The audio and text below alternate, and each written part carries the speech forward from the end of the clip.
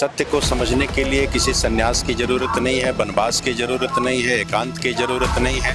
सत्य को समझने के लिए सदा सदा से अच्छा, कोई अज्ञानी है किंतु बड़ा ही प्रेमी स्वभाव का है, तो वह कितना निकट है सत्य के और परमात्मा के? वो परमात्मा में ही है, परमात्मा से दूर नहीं हो सकता, लेकिन वो परमात्मा को दूर समझता है, ये उसकी अज्ञानता है। अरे जो ज्ञान का नाम है शंकराचार्य, किसी व्यक्ति का नाम नहीं है भाई जी, ठीक है ना जी। लोगों ने जो मैसेज डाल दिया है कि परमात्मा को जाना नहीं जा सकता, अरे परमात्मा को पाना इतना कठिन है, कोई नहीं पा सकता, ये जो मैसेज है गलत। मैं हूं मुकुंद और आप देख रहे हैं जनपद। अभी मैं माघ मेले में हूं और मेले के सड़क से मैं गुजर रहा था तो मेरी दृष्टि पड़ी इस चीज़ पे, ब्रह्म की प्राप्ति, ब्रह्म की समाप्ति और निरंकारी करके कुछ लिखा हुआ था। तो महाराज जी हमारे सामने हैं, महाराज जी का स्वागत करता हूं, प्रणाम करता हूं इनको, और इनसे समझना चाहते हैं कि ये क्या व्यवस्था है, क्या चीज़ें हैं। आपका एक वाहन शायद उधर भी लगा हुआ है जो आप लोग चिकित्सा व्यवस्था उपलब्ध करा रहे हैं, तो क्या है, क्या फिलॉसफी है आपकी सेवा के पीछे? सबसे पहले तो आपके चैनल के माध्यम से मैं सभी को सादर नमस्कार और धन्य निरंकार कर रहा हूँ। ये संत निरंकारी मिशन है और ये संत निरंकारी मिशन हमारे सदगुरु माता सुदीक्षा जी महाराज है जी। और इस निरंकारी मिशन के माध्यम से जो ये मानव समाज है, पूरे जनमानस को इसको आत्मबोध कराया जाता है कि आप कौन हैं, कहाँ से आए हैं, किस लिए आए हैं, अगर आपको भेजा गया है तो किस काम के लिए भेजा गया है, और जिसने भेजा है वो कौन है, कहाँ है। इस तरह से इनको ईश्वर का बोध, परमात्मा का बोध कराया जाता है कि जो परमात्मा सर्वव्यापक है, हम में, तुम में, खड्ग कम में, सब जगह है परमात्मा। ऐसे परमात्मा का ज्ञान कराया जाना, ये निरंकारी मिशन का उद्देश्य है कि सभी को अगर परमात्मा का बोध करा दिया जाए, परमात्मा का ज्ञान करा दिया जाए, और जब सब में वो परमात्मा का दर्शन करेगा तो निश्चित है उसके अंदर जो कमियां हैं, बुराइयां हैं, बहुत कुछ सुधार होगा। तो उनकी बात से मुझे लग रहा है कि काफ़ी हद तक जो है, जो श्रीमद् भगवत गीता का जो दर्शन है कि प्रत्येक जीव में केवल ब्रह्म तत्व को देखने की बात है, जहाँ तक मुझे लग रहा है। निरंकारी शब्द से क्या अर्थ है? निरंकारी शब्द कोई अलग शब्द नहीं है। निरंकार का अर्थ है ये निराकार परमात्मा। जो परमात्मा निर्गुण है, निराकार है, अविनाशी है, शाश्वत है, सनातन है, सर्वव्यापक है, जो हमारे सभी धर्म ग्रंथों में, केवल हिंदू धर्म ग्रंथों में नहीं है ये भाई, ये हमारे कुरान में भी लिखा हुआ है कि अल्लाह लाफना है जी। हमारे हिंदी ग्रंथों में भी लिखा है कि ईश्वर अविनाशी है। बात एक ही है।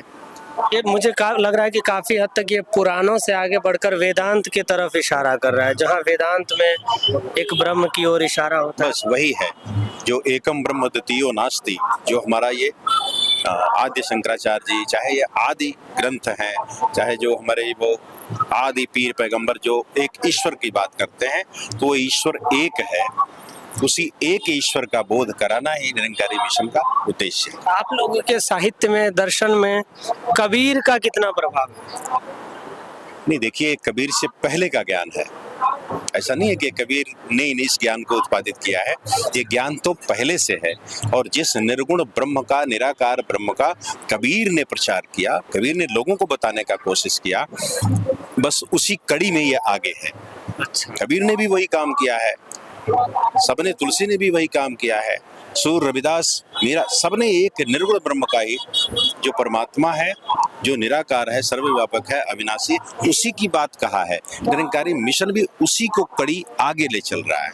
आज का जो 2026 का युवा है, जो मोबाइल फोन चला रहा है, इंस्टाग्राम इस्तेमाल कर रहा है, भौतिक सुखों में संलिप्त है, तमाम तरह के नए नए विज्ञान विकसित हो रहे हैं, उसमें उसको उस निराकार ब्रह्म की तरफ खींचना कितना आसान या कठिन देखते हैं आप? नहीं, ये कठिन नहीं है, सिर्फ वो युवा यहाँ तक आ नहीं पा रहा है, और जो एक मैसेज है, लोगों ने जो मैसेज डाल दिया है कि परमात्मा को जाना नहीं जा सकता, अरे परमात्मा को पाना इतना कठिन है, कोई नहीं पा सकता, ये जो मैसेज है गलत, ये बहुत ज़्यादा चलता है।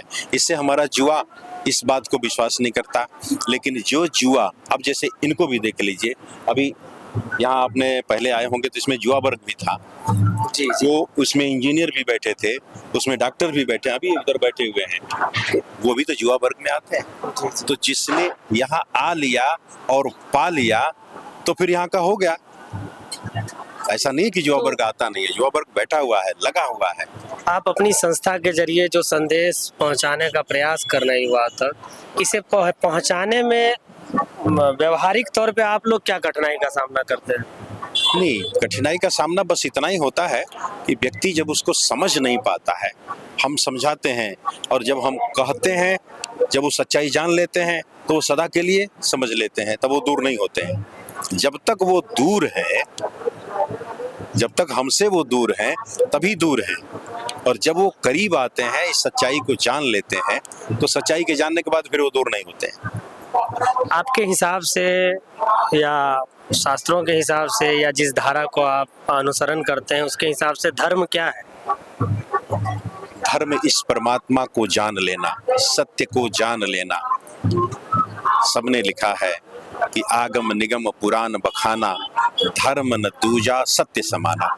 और सत्य केवल परमात्मा है, बाकी ये जगत ये नासवान है, ये बनता है, बिगड़ता है, घटता है, बढ़ता है। परमात्मा एक है और एक परमात्मा को ये आत्मबोध, परमात्मा को जान लेना ही मनुष्य का सबसे बड़ा धर्म है। तो आपके धर्म के हिसाब से किसी को सत्य की प्राप्ति के लिए संन्यास लेना या अविवाहित होना या ब्रह्मचारी होना कितना महत्वपूर्ण है, या वो सामान्य जीवन जीते हुए सत्य को उतना ही समझ सकता है, जान सकता है? सत्य को समझने के लिए किसी सन्यास की जरूरत नहीं है, वनवास की जरूरत नहीं है, एकांत की जरूरत नहीं है। सत्य को समझने के लिए सदा सदा से केवल ये सद्गुरु का विषय है। अगर वो सद्गुरु को खोज लिया तो सत्य को पा लेगा। हमारे मानस में भी लिखा है कि ईश कृपा बिन गुरु नहीं, गुरु बिना नहीं ज्ञान, और ज्ञान बिना आत्मा नहीं गावई वेद पुराण। ये तो साफ साफ लिखा है भाई।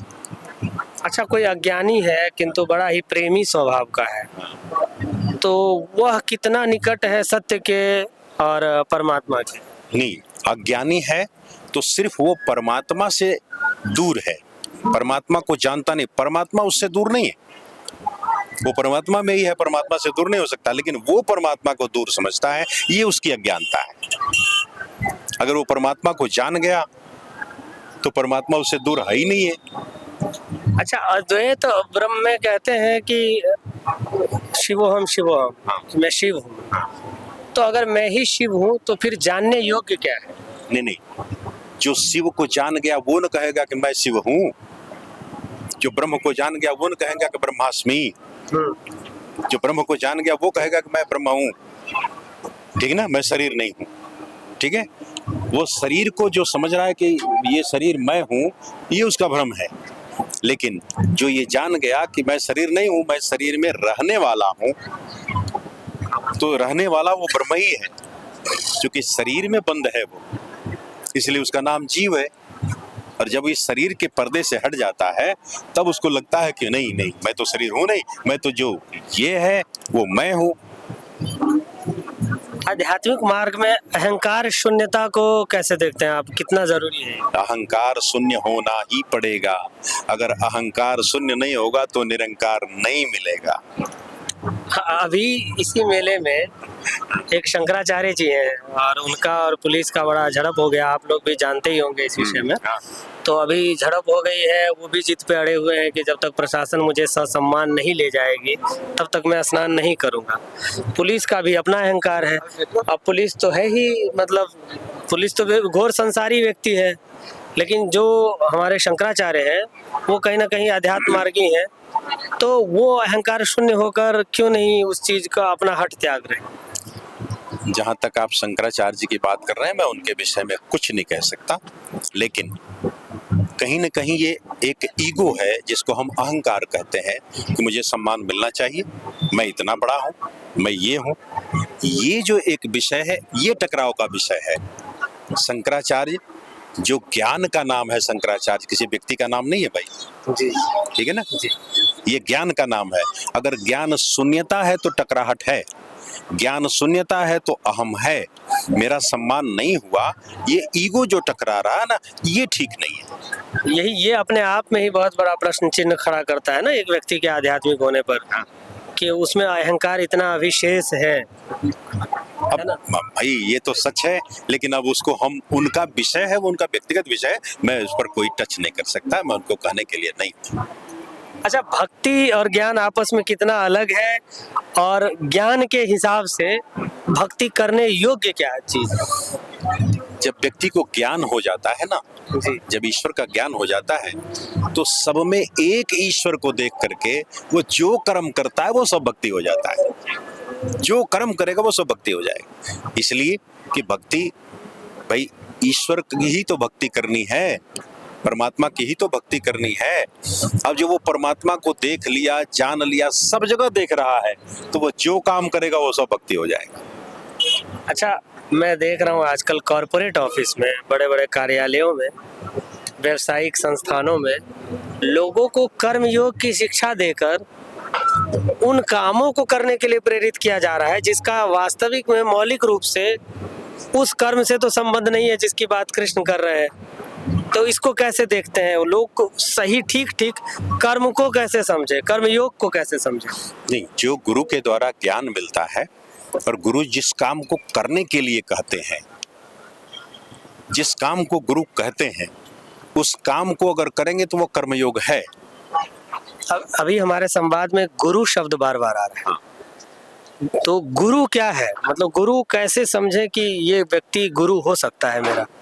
गुरु वही हो सकता है जो हमें सत्य का बोध कराए, और सत्य परमात्मा है, और परमात्मा का जो बोध कराएगा वही सदगुरु है, वही मेरा गुरु है, वही सदगुरु है।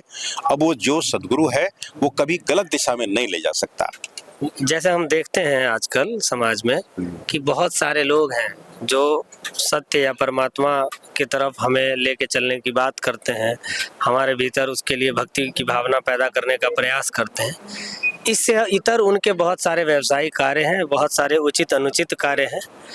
तो ऐसे में बहुत सारे जो भक्त हैं जो अभी उतने सत्य मार्गी नहीं है, जिनको अभी उतना ज्ञान नहीं है, जो अपना सामान्य व्यवहारिक जीवन जी रहा है, तो वो ठीक ढंग से निष्कर्ष कर सकने की स्थिति में नहीं होता है कि इस व्यक्ति को मैं गुरु स्वीकारूं या न स्वीकारूं, या मेरा वास्तविक गुरु कौन है, या मैं बिना गुरु के ज्ञान प्राप्त कर सकता हूं या नहीं, और बिना गुरु के मैं उस सत्य को प्राप्त कर सकता हूं।